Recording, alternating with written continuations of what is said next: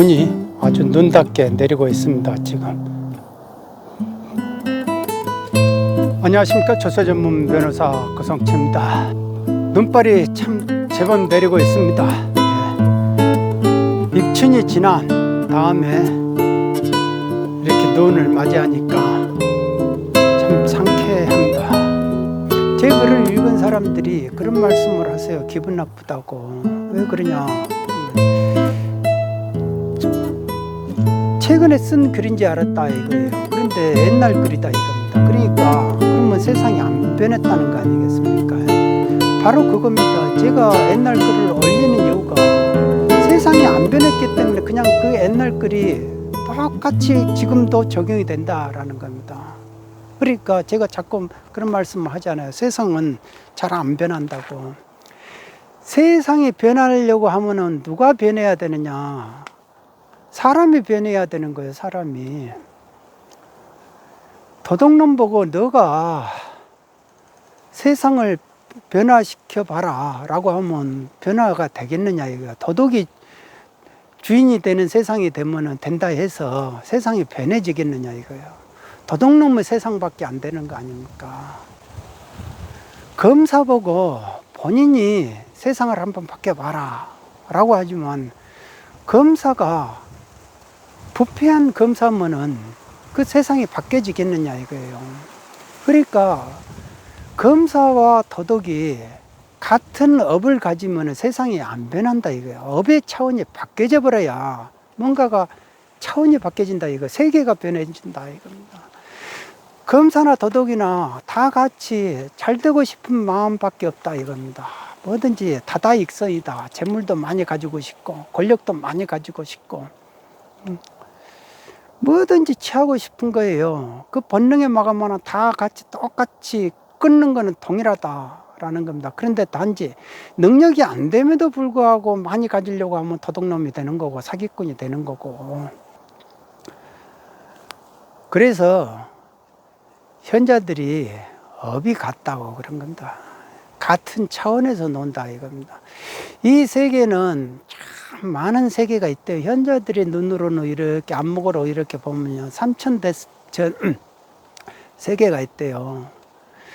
그러니까 사람이 다 사는 세계가 틀리다. 사람이 얼굴을 하고 살지만은 다 사는 세계가 틀리다 라고 이렇게 합니다. 그러니까 사람이 다 그러죠.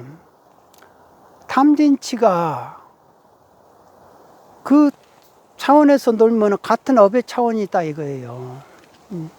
뭐든지 좋은 것만 취하려 하고 나쁜 거는 피하려 하고 그러다 보니까 어떻게 됩니까? 좋은 것만 취하려 하다 보니까 점을 보는 이유가 바로 그런 거 아니에요. 구슬하는 것도 다 그런 거 아닙니까? 종교단체에 가가지고 기복 자꾸 빌고 이렇게 소원 성취해달라고 하는 게 다 그거 아니에요. 좋은 것만 취하려고 하는 거죠.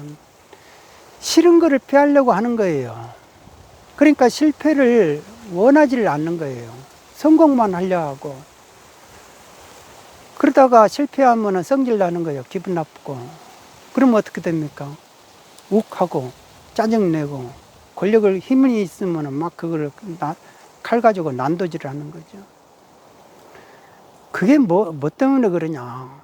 죽으면 끝이다 생각하니까 그런다 이거예요. 이 살아있을 때 내가 편해야지 뭐. 죽으면 끝이야. 그러니까 그런 사고방식이면 못할 일이 없다 이겁니다. 모든 뻔뻔한 일은 다 할 수 있어요. 왜? 내가 편히 살기 위해서. 그러니까 업의 차원이 같다 이겁니다. 세상이 변해지지 않는다라는 겁니다. 뭐를 따지는 사람이 이상한 사람인 거예요. 이상한 사람. 그러니까 다들 어떻게 됩니까? 영리한 사람이 되려고 하죠. 똑똑하게 살려고.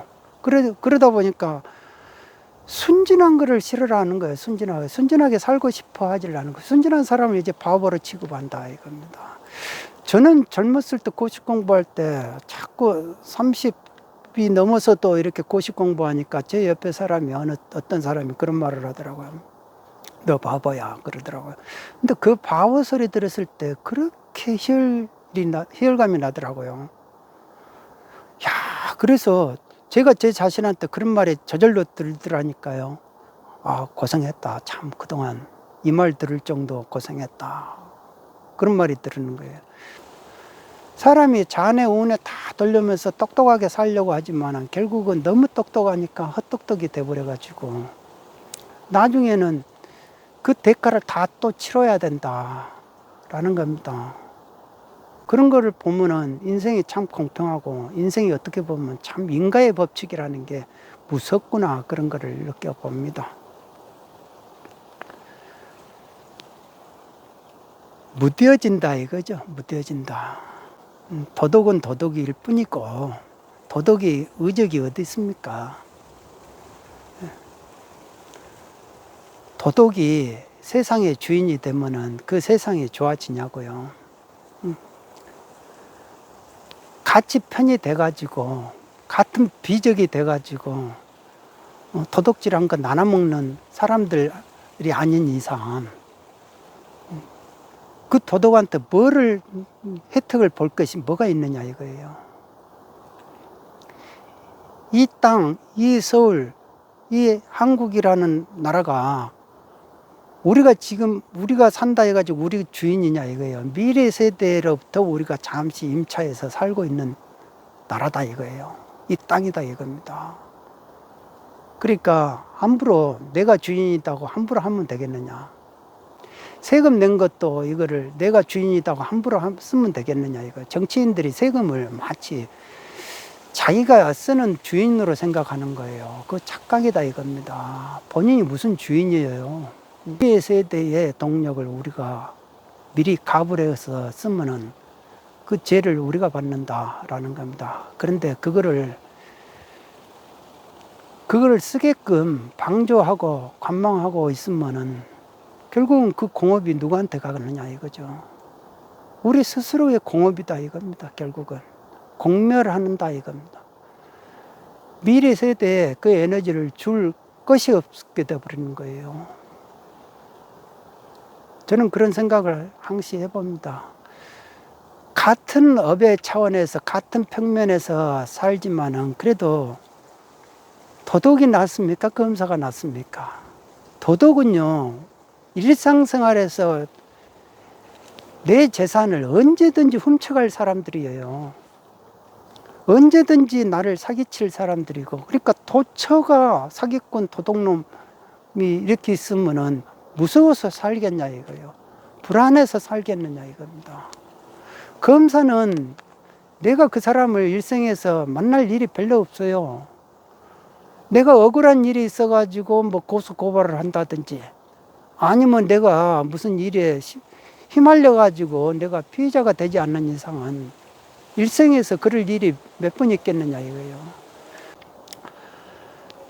도덕이 주인이 되는 세상은 그 세상이 나은 세상이라고 생각한다. 그렇게 한다면은 그거는 제가 볼 때는 같은 도적의 물이다.